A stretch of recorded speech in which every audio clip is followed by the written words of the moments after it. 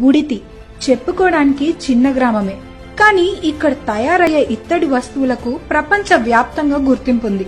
శ్రీకాకుళం జిల్లాలోని బుడితి గ్రామంలో ఏళ్లుగా సుత్తి సవ్వళ్లు రోజు లయబద్ధంగా వినిపిస్తూనే ఉన్నాయి.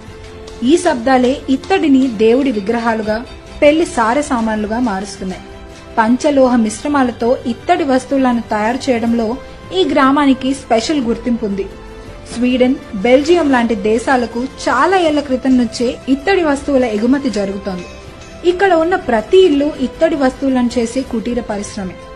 ఇత్తడిలో కొన్ని రకాలైతే దేశంలో మరే కళాకారులు తయారు చేయలేరని, అందుకే ఇక్కడి వస్తువులు అంత ప్రాచుర్యం పొందాయని బుడితి కళాకారులు గర్వంగా చెప్తున్నారు.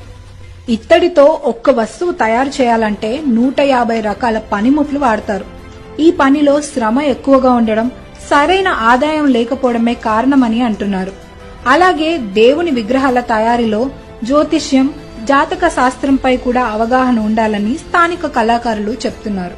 బుడితిలో ప్రస్తుతం కళాకారుల సంఖ్య తగ్గింది. ఉన్నవారికి కూడా పెద్దగా పని ఉండటం లేదు.